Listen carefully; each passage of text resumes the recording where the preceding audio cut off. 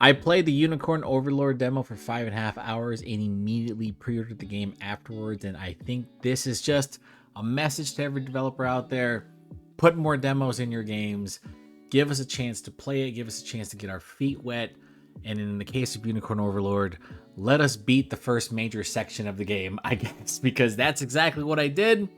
And I am enamored with this game. I cannot recommend it enough. It is fantastic, and I really think that what's here is shaping up to be great.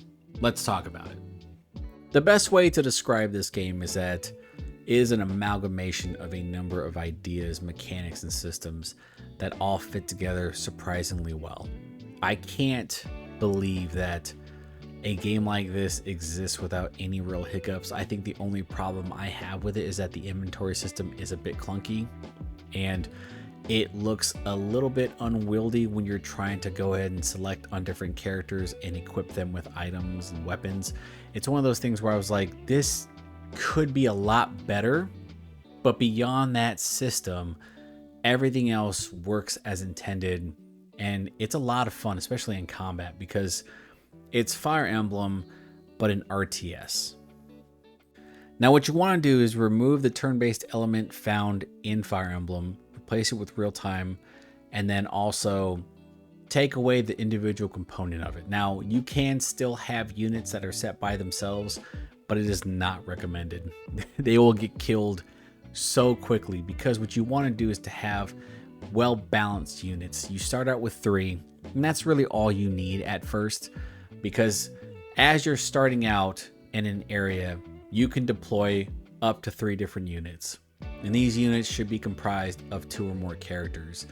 They start out with 2 characters, but can be expanded fairly quickly. It just costs 10 points to do so. And it's recommended that you at least have 3 units filled with 3 to start, because it makes all these different scenarios manageable.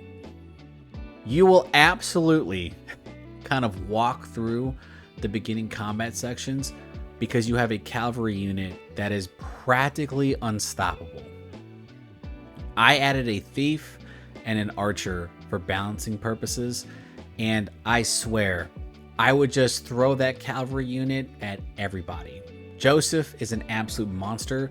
He is level 20 to start, and he barely gains experience because almost every other enemy you face is like level 10 and below. So you're just kind of taking this character and just wiping everybody. I kind of feel bad because I should have assigned Joseph to my main unit just so I can get them leveled up, because everyone who works with Joseph is like 11 and 12, and almost every unit I have is like 7 to 9. It's really interesting about how dependent I became on Joseph just because of how much damage he does. He has all of these different buffs that he can activate in combat. You have active points and passive points. Active points essentially are like just actions you take in combat, and then you have passive points. Now, just like Fire Emblem, there is really nothing you can do once you engage the enemy. You're just kind of watching a chess match unfold. It's an auto battler, but you can set certain skills. You can have certain skills be assigned in a way in which you want to have them attack characters with high HP or low HP, or if you want to defend certain characters, you can also set it to like the person with the lowest HP. Let's get a guard up for them, that type of stuff.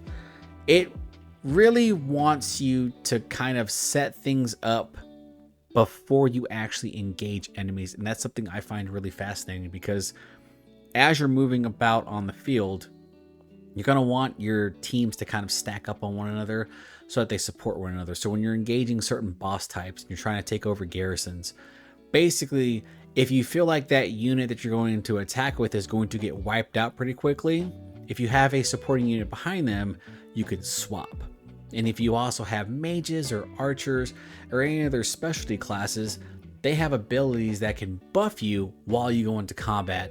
And it's really fascinating. Now, you cannot necessarily spam with your cavalry units because you do have a limited number of actions. And basically, after those actions deplete and you go to 0, your character can no longer move. And if you happen to wait, essentially what happens is that your characters are pretty much just getting their ass kicked. That's it. It's like conceding defeat. When you're fighting enemies in this game, you do not automatically kill them. You can, 100%, but when you start to face more difficult units, basically you attack them and you're just trying to win the fight. And once you win the fight, they go into a wait mode, which means they cannot actively attack you again, which allows you to heal, which allows you to apply buffs, and then you can go in and attack them once again. Every time you defeat an enemy, you get these Valor points, and these Valor points can be utilized to deploy more units on the field, or utilize special abilities from your different character classes that will help you gain an advantage in combat.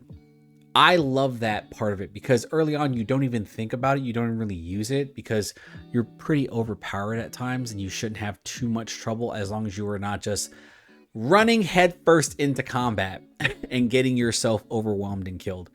What you want to do is just take your time because you are allowed to pause the game and just evaluate what's happening in front of you. Do you have watchtowers that need to be taken care of? Are there certain flying enemies that are like coming in to swarm you? You cannot have your garrison get overtaken. You cannot just leave it there by itself in the larger fights, because if you do, you will get it overtaken and it will automatically end the game. So you have to constantly be on your toes. There's all these different things you have to think about when you're in combat, but early on, you can kind of just breeze through the game because you do have one really overpowered unit. And it doesn't matter who you assign to them. If you want to be more balanced, just, give them another mage or something like that. But man, I was just wiping major enemies constantly. And it was really entertaining to see just how overpowered they are, because you are allowed in this game to watch combat. And you're recommended to do so early on because it shows you what your units are up to, how they work with one another, how they defend one another, how they buff one another before they attack, how active points work, how the passive points work.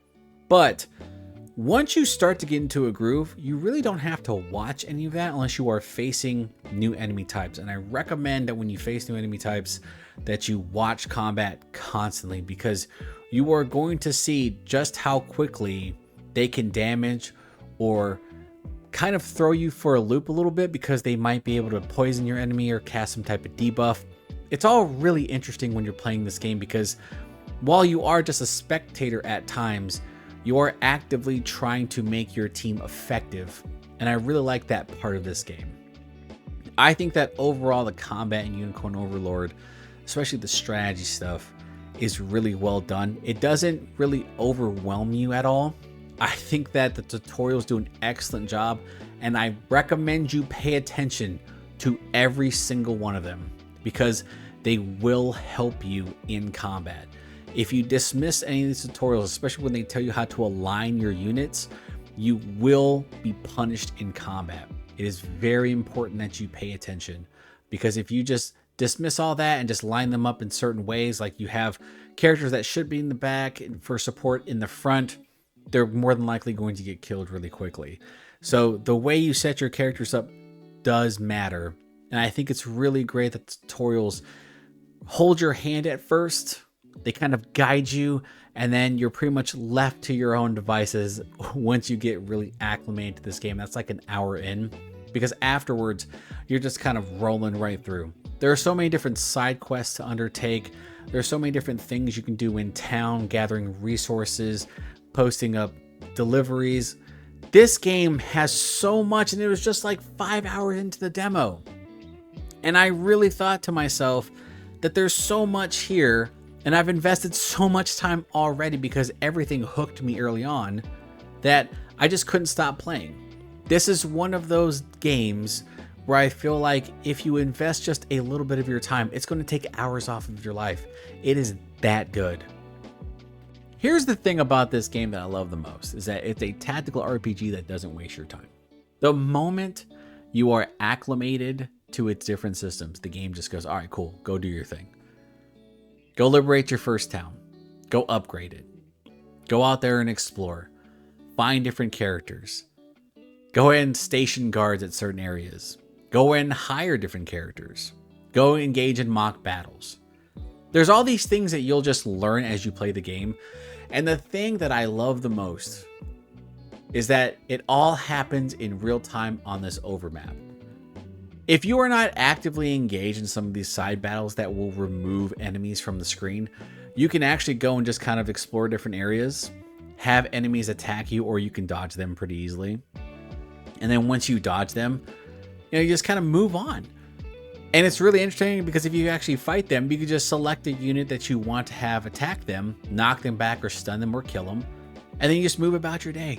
Like, the game really doesn't try to get in your way. The game wants you to explore it. Now, when you're engaging in the first big story mission, the game is like, look, you can't go this far down or this far north, which admittedly kind of sucks because this game really does give you a lot of freedom in the demo. In the 5.5 hours I was playing, I went everywhere because there are all these different side quests and all these characters I recruit, and you want to constantly find new characters to really diversify your units. That was something I was actively engaged in. And then I liberated my first town and I went, holy shit, let me just see what I can actually get if I just throw in different deliveries. So that's what I kept doing. And then I learned that once you keep doing that, you're going to get all these different rewards. And on top of that, you can unlock like certain bars, which will help build rapport. They'll add different provisions. The armor gets expanded. All this stuff happens. And it's like, this feels good. It feels connected. It's one of those rare RPGs where everything just works as intended. And the game really wants you to discover the different mechanics and learn things for yourself. Now, there are some limitations. Like I said before, there are some enemy areas where it's like, that's level 35. Don't go there. You're going to get killed. But there are some places where you're just kind of wandering around. And you're like, oh, there's no side quest for me to fight. So I just go around exploring until I find it. Essentially, that's what you do. I came across an area where it was like, hey, we're going to do the final battle for this chapter. So, if you can come over here. I'm like, nah, there's like 2 other places I have to discover. And then I found an angel. And then I found another unit that wields a massive hammer. They're the warriors. It was like, this is awesome. This game really doesn't want to hold your hand at times. You are free to do what you want. That feeling of organic exploration in an RPG is something that I'm a massive fan of. And Unicorn Overlord allows you to do that. Now, like I said, there are restrictions with some of the level gating stuff, but for the most part, you're progressing pretty well throughout some of these sections, so you're not really as restricted as you think you are. This is probably one of the most engaging demos I've played, and thankfully, everything carries over, because let me tell you, if they had said none of your progress carries over, I'd probably have second thoughts about pre-ordering the game, but I put in 5.5 hours and then it said, yeah, do you look forward to the game coming out? Like, absolutely. Why would I invest this much time otherwise? Give me the game now. Comes out on March 8th. I'm definitely going to pick it up. I'm engaged into the story. And by the way, the production values in this game are fantastic. The music and the voiceovers, man, these are excellent. And the visuals, I think that this is Vanillaware's best looking game. And I'm a huge fan of Dragon's Crown. So if you think this is Vanillaware's best looking game, like, believe me, there is so much good stuff happening here. It is beautiful. And there are some times where I'm like, I should skip this battle because, I've seen it multiple times. There's also parts of me that are like, I shouldn't skip this because this looks really cool. So I think that this game is fantastic so far. I'm really looking forward to the full release. And I really want developers to give us more demos like this because it allows us to get engaged in your game.